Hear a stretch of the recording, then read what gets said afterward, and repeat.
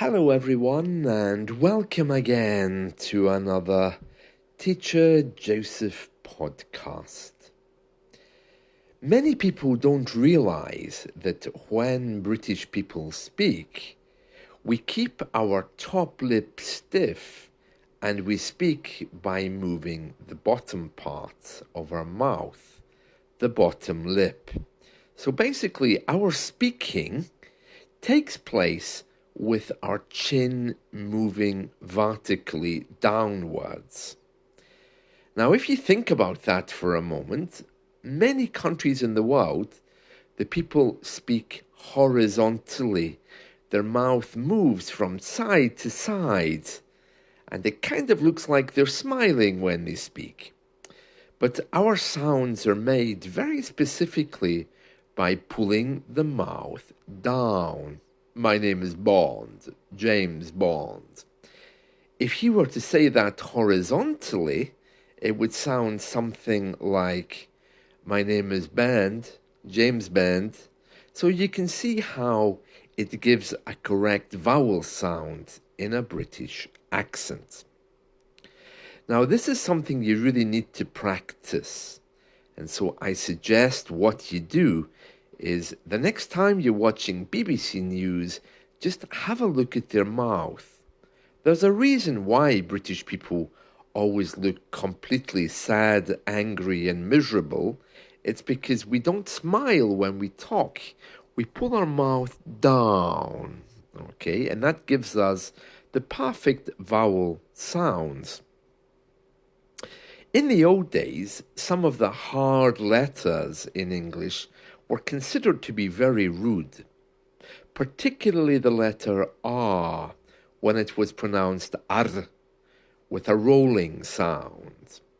Many English people found this really offensive, and even today, when a Scottish man is in England, that hard R causes a little bit of laughter, because people know that it sounds a little bit rude and undignified. It takes a bit of practice to go through the sounds one by one, but if you get your mouth movement right, then you're well on the way to creating a good sound. Because if you pull your mouth down when you're talking, it's not possible to make a hard R sound, which comes from the tongue rolling in the mouth. The next time you're watching the BBC, just have a look at exactly how they move their mouth, and you'll see what I mean. Now, speaking of mouth movements, a new law is coming in next year to allow British people to buy a pint of wine. Now notice when I'm saying wine there, I'm pulling my mouth down. So it's not possible for it to sound like vine, because that would mean that my lips would be still together. So I'm opening my mouth, wine. Anyway, a new law is being passed next year to allow British people to buy a pint of wine. Now, you might ask yourself, why would British people want to buy a pint of wine? Is a glass not enough? And the answer to that simply is no, a glass is not enough. Remember, in British culture and tradition, we don't really have this idea of relaxing and enjoying something with a nice quiet drink. We drink to get drunk. So this idea of lovely food and a lovely glass of wine and settling down is kind of okay for perhaps more educated people or people who are relaxing for an evening. But in a pub, people want alcohol and a lot of it. So a pint of wine makes it much easier to buy instead of asking for 2 or 3 glasses, which you could finish in a matter of seconds. I think part of the problem is British people don't really taste stuff. We don't eat for the lovely taste or the sensation. We eat to fill our bellies. We drink to get drunk. We drink sports to win. Everything is rather extreme.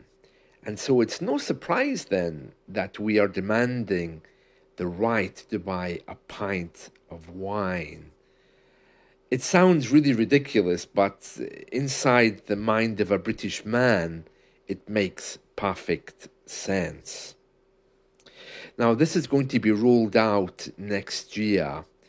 Rolling out means implemented, and it's going to be the biggest change to our alcohol industry in 40 years. At the moment, if you go to a pub, you can buy, of course, a bottle to share, or alternatively, you can buy a glass or a small glass of wine with exact measurements, but you're not able to buy a pint of it. It's very controlled, so that's all going to be changing. Some pub owners, though, are worried because wine isn't really a man's drink. It's a woman's drink in a pub. Maybe over dinner a man can drink wine, but for a man to ask for a pint of wine in a bar would be a little bit uncomfortable. It kind of reflects a softer man. So pubs are saying that it's unlikely to be very popular amongst hard drinkers, but it may well prove to be popular with female drinkers who just enjoy wine. And it means they don't have to keep going back to the bar again and again for more and more orders, because they can buy 1 pint and slowly sip it. Although the whole idea of buying a pint of wine for me doesn't sound very appetizing. I think it's a thing of education as well. I can't imagine an older couple who are going to the pub for lunch, ordering a pint of wine. But maybe it'll give them the chance to order a jug of wine, something like this, and share it between two people. So that's coming in next year, the possibility of ordering a pint of wine. Doesn't sound right, does it, somehow? So if you're coming to the UK, you can have a look for that on the menu. I don't know exactly when it's coming in, but it's being advertised now. So just to recap then on what I was saying earlier, British people, when they speak, they bring their mouth down, okay? The chin at the bottom of your mouth gets pulled down, and that's how we speak. So it's nothing to do with moving your mouth from side to side, okay? You need to be bringing the bottom bit of your mouth down like a fish, just opening and closing your mouth in order to get the best vowel sounds. I suggest in the morning when you get up, just do some stretching. Open your mouth as wide as it possibly can be. Really, really wide. And do some stretching before you start speaking, just to prepare yourself for that.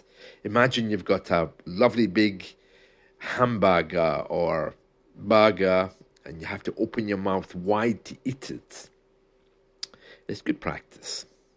So this is the 1st of December. Christmas is coming. I spent this morning writing my Christmas cards, so I'll keep you updated on my progress over Christmas.